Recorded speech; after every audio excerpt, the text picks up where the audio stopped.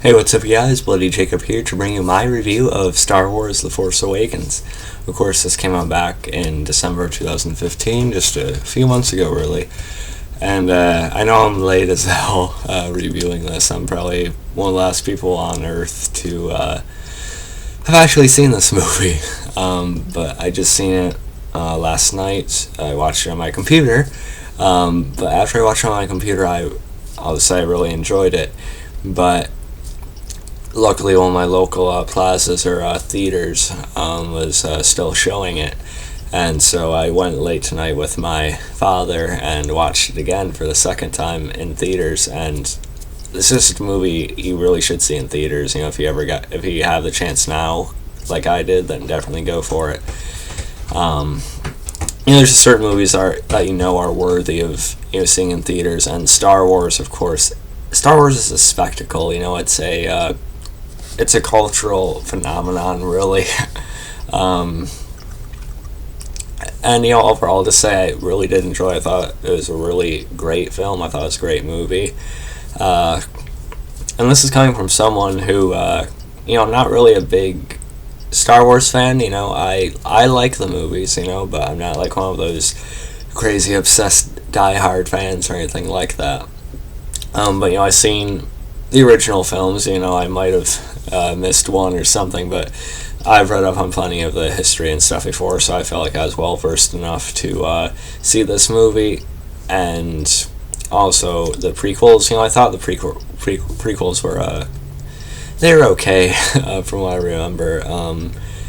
Revenge of the Sith wasn't too bad. It was alright, I guess. But out of recent memory, this probably is the best Star Wars movie I ever seen. Completely being completely honest here. Of course, I really love the Darth Vader character and stuff, and I appreciate different aspects and elements of the originals, of course, and I'll probably go back and watch them now. But I just heavily enjoyed this movie, and honestly, it got me kind of hooked, to be completely honest. Because right after seeing the movie in theaters tonight, I may have picked up, the Blu-ray and DVD copy here, which is really nice, by the way. Show you guys this real quick, and I'll even pop it out for you. I love the cover to it, by the way, too, just the art. It's really, really nice. A lot of Star Wars movies are kind of like that, though, so still cool. But yeah, I'm very happy to have that in my collection for sure. And then I also picked up the Funko Pop of Rey. So yeah, it's really cool. It's a bobblehead. Rey's definitely my favorite character from the movie for sure. And I was looking for the 6-inch Black Series figure, but they didn't have that. Just why I happened to get interested in it, they don't have it anymore in my store. And it's a store I actually work at, by the way. But I'll find it at some point. And besides, I collect Pops anyway, so I definitely want to get Kylo Ren and Finn at some point too. But anyway, again, just an incredible experience watching it in theaters. It's a spectacle. It's a very visual film, and with Star Wars, there's just this feeling you get when you watch it. Or I think there is anyway. It just has a special feeling to it you don't really get with any other movies, I don't really think. And this is, again, someone saying it who, isn't necessarily a huge fan of the franchise either, but maybe I am now. Yeah, I guess I am. It definitely brought me over to the dark side or the light side or, whatever it is. And something else you should probably know, it's past 2:30 in the morning here. So yeah, I'm probably going to miss some details once I really get into the review in hopefully a minute here. So forgive me for that. And as far as my Vampire Diaries and Originals reviews, I have to watch those on demand tomorrow or later today when I wake up before work. And I'll try to get those reviews out as soon as possible. But anyway, back to the point of this video. So this takes place, 30 years after the last of the original films. And after the Death Star had been destroyed, basically the premise is that Luke Skywalker has gone missing, or he's disappeared. No one knows where he is anyway.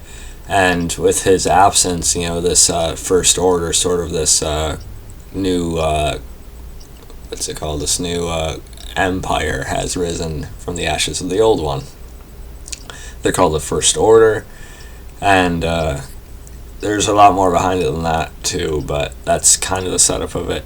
And you have the main cast, of course, is, like I said, Rey, who's played by Daisy Ridley, who is my favorite thing about this movie, character-wise for sure. And then you had John Boyega playing Finn. And, I'll tell you a little bit about each of the characters since I'm going through the cast. But, like I said, Daisy Ridley's Rey is definitely the highlight of the movie for me. I love my strong female characters, and she just really brought it, I thought. She brought the spirit of Rey out, a hope, and I just think she did a great job in the role, and she was very good acting-wise, too, I thought. Like, more so as the movie went along, too. I thought she had some great acting moments, too. John Boyega, before we get to him, and Rey, she's basically a scavenger to start out the movie anyway. She was abandoned as a child on, Jakku, which is a planet that we see the characters on for a good while of the movie. Except she's very used to taking care of herself. And there's something about her that's going to be, revealed as the movie goes along. There's something a little bit more special about her than she realizes. And then like I said, you have John Boyega as Finn, and I thought he did a pretty good job too, I found him to be pretty likable, and I like his sort of friendship with not only Rey, but also Poe Dameron. It's really, really weird how some people had a problem with John Boyega being one of the main characters of the movie. It's just really weird. But anyway, I thought he did a really good job with it in the role. He was funny at times, just the way he would act, it was just kind of funny and awkward at the same time, I don't know. But I thought it worked for the movie, and for the character, I should say.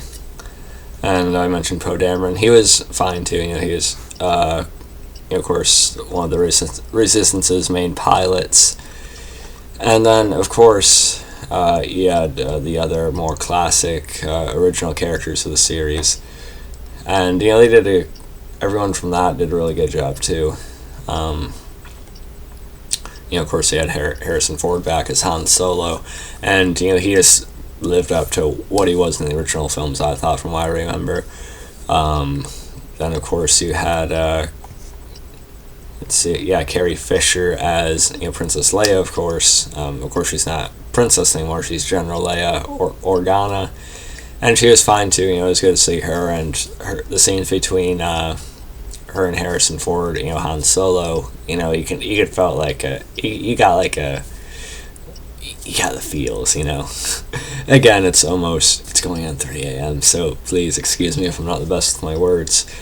But I like their relationship and how they focused on it, but they didn't really just shove it out there, It was pretty subtle with the way they went about it, and I really appreciated that.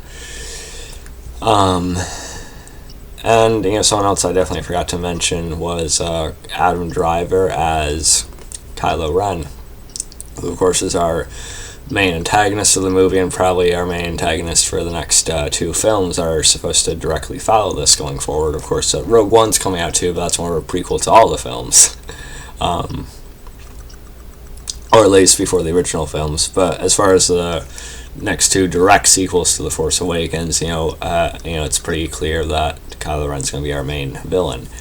And the character, I found him pretty interesting. Of course, he's a member of the Knights of Ren, supposedly, and he's the commander of the First Order. He's the one running this, and we find out more about what exactly happened to Luke and why he disappeared. And apparently things are going all right for him. He is teaching others the way of the Force, and basically being a teacher. And then Adam Driver's character, Kylo Ren, he basically just snapped at one point. He destroyed everything Luke had built, and Also, something big I want to mention. Of course, this movie's been out for a while, so people probably already know this. I got tons of spoilers before I seen it too. But again, spoilers is in the title, so don't blame me for saying this. But he is the son to Han Solo and Princess Leia, and the way they worked that I thought was pretty good. Again, pretty subtle. Subtle when Leia and Han were talking about it. And, like I said, he's leading the First Order. He's under command from Supreme Leader Snoke. And, I thought the character was compelling. I thought there were layers to him, with his feelings towards his father, his sort of inner conflict and personal struggle from being pulled to the light, but at the same time being pulled to the dark side, and actually really fighting both mindsets of things, I thought that was handled well in the movie. We'll talk a little bit more about how that resulted towards the end of the movie a little bit later. So I thought the character was interesting enough, and I see him becoming a pretty damn good villain as it goes along. But as far as Adam Driver's performance, I don't know. I thought it was a little bit flat. I'll say he did well. He did pretty well in the scene, and in the final scene with his father. But other than that, I just thought he came across a little bit dull. And I know I know the point he's at as a person. He's not supposed to be very emotional and caring or anything like that. But I still thought he was a little bit, I don't know. Maybe he'll get better as it goes along once we see a little bit more of him. But I thought he was probably one of the least interesting actors in the movie, I want to say. But maybe I haven't really seen him in anything else. But I thought they could have made a better choice of that casting, I thought. But again, it doesn't bring the whole movie down or anything. Like I said, he did carry himself pretty well in the final scene with Han Solo. But, it is what it is. And I was talking about the returning characters you've seen from the original series. It was, of course, fun to see Chewie again, or Chewbacca. See the usual back and forth between him and Han is fun. We'll get to that big death in a few minutes. And, of course, C-3PO and R2-D2 has a bit of an appearance as well. So that was all really nice. You also had, Gwendolyn Christie as Captain Phasma. And that's something I was hyped up quite a bit about this movie. Casting wise, of course, she plays Brienne of Tarth on Game of Thrones, which I'm really looking forward to seeing the return of later this month. She was just so heavily underutilized in this movie. I heard she was, but I really can't believe it when I seen it. You never even see her face. She has her helmet on the whole time, and she's basically just walking around and says a few things, and basically gets held at gunpoint and forced to, help our heroes and stuff. And she's definitely not a Boba Fett or anything like that. But I'm hoping, since she survived this movie, she'll be able to try and pull off a little bit more in the next one. But I just thought it was kind of funny how they made such a big deal out of her, and she hardly has any screen time and doesn't really do too much. But I'm sure she's probably good in the role if she actually gets a chance with it. Any everyone else is fine too, but those are kind of the main people with the cast I wanted to talk about. And as far as the plot itself goes, again, I wasn't a huge fan going into this, so I wasn't as picky with it, I guess. But I know a lot of people were complaining about the fact that follows a pretty similar plot structure to A New Hope, and based on what I remember and what I've read up on again since then, I see what they're getting at, but I don't really think it didn't really hurt the movie for me, and I'm glad to see that it didn't for a lot of fans either. But some people are just getting really picky with it, and I think it'll become more original as it goes along. Because again, we have those 2 direct sequels coming along in the next few years, along with Rogue One, which is really its own thing though. So I didn't think that was really a big deal. The whole Death Star thing, I forget what it was called in this movie. Let me see. I cannot find it. Yeah, Star Killer. Okay, the Star Killer base, I think it was called anyway.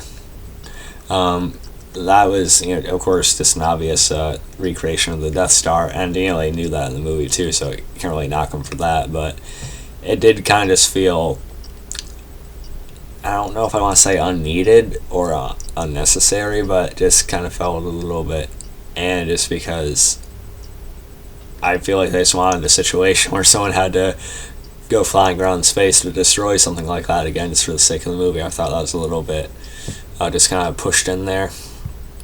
Trying to think of any criticisms. Really, I don't really have much. The movie, it's a little long. It's a little over 2 hours or so, less than 2.5 hours though. But I really can't take that as a complaint either, because really there's not much in this movie that doesn't feel needed.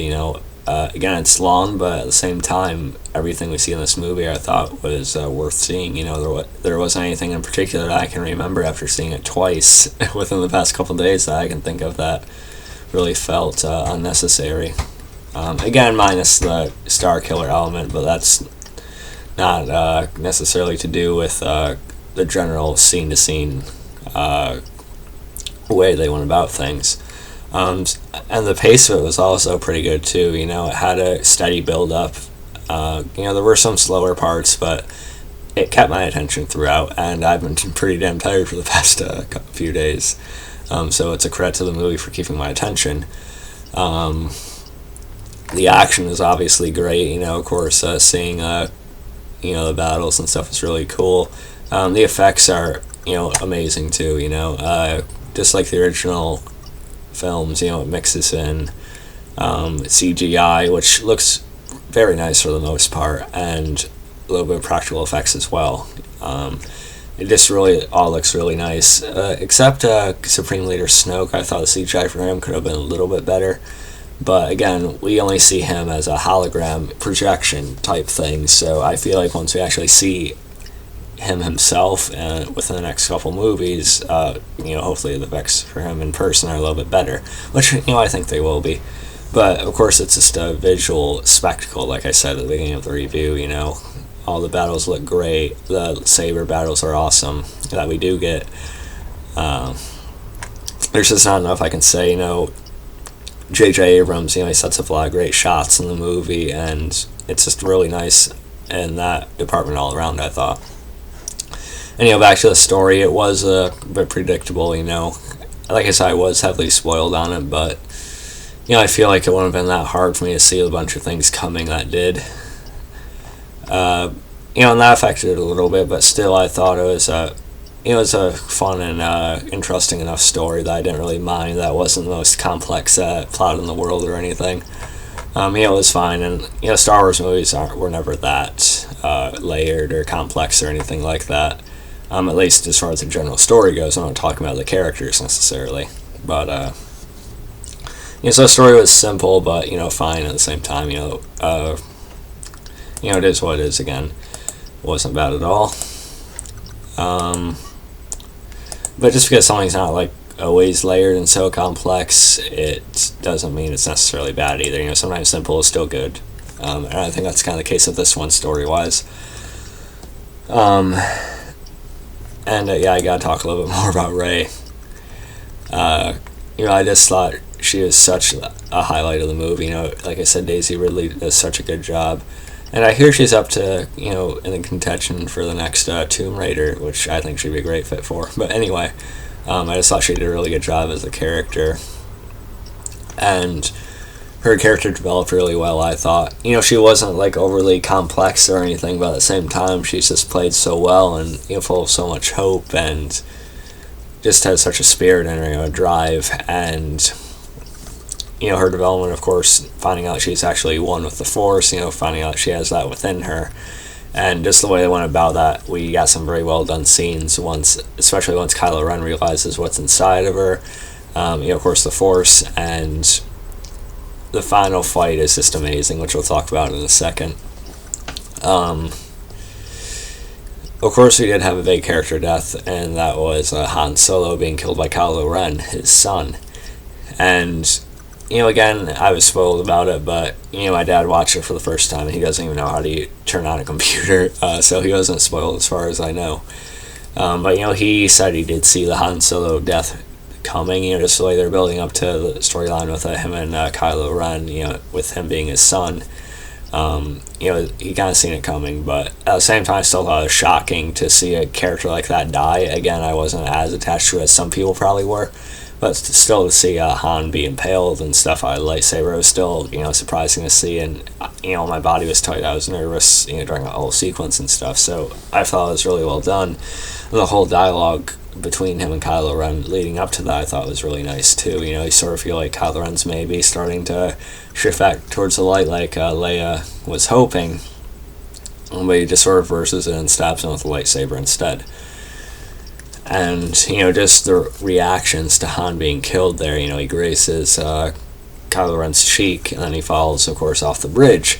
And, of course, Daisy Ridley reacting to her mentor, almost like a father figure being killed is great. Of course, Finn, of course, looked shocked as well, but the main reaction I got out of it was, Chewbacca, he just rages out, he starts blasting stormtroopers down left and right, he sets off the bombs. It was awesome. He even lands a hit on Kylo Ren.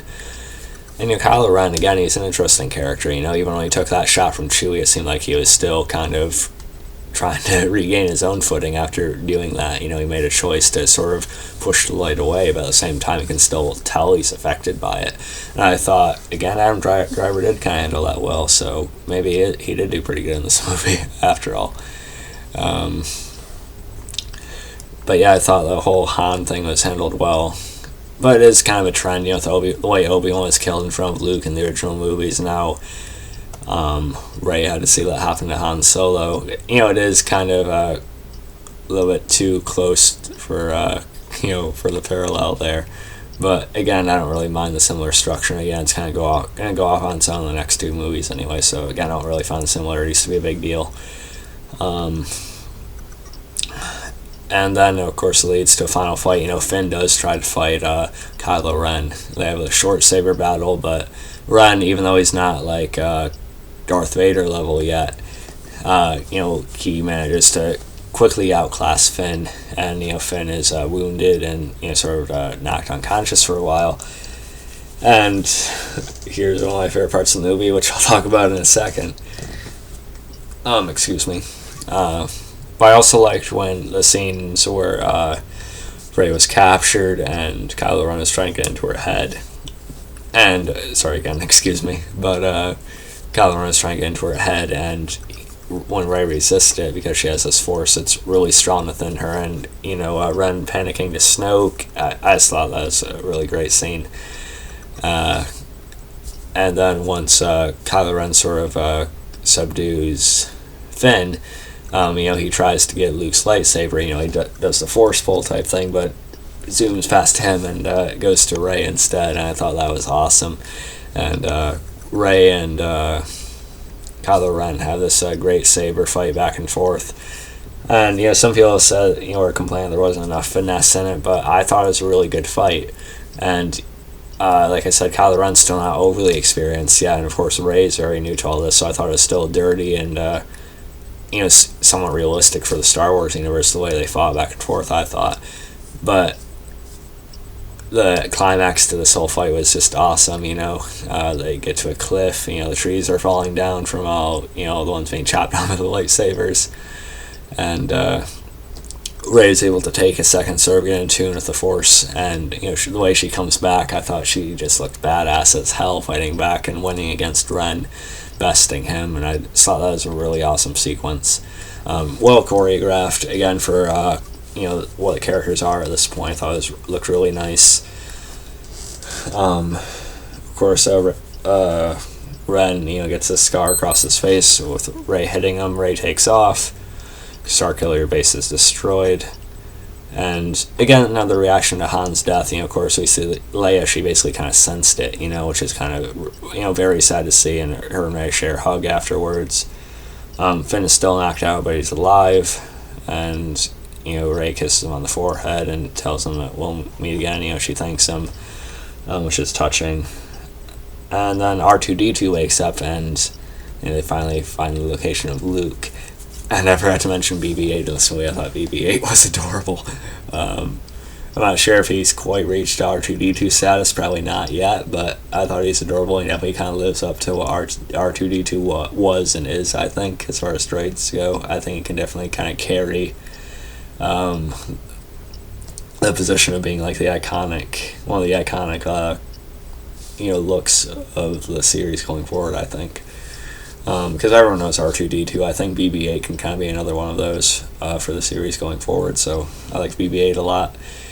But R2-D2 awakens, and BB-8, he had part of the map to Luke Skywalker's location. R2-D2 ended up helping out with the rest of it towards the end, and they find Luke's location on a distant planet. Rey meets with him, and she's going to hand him his lightsaber, and the movie ends there. Again, really epic. It definitely had a really good feel to it building up to that.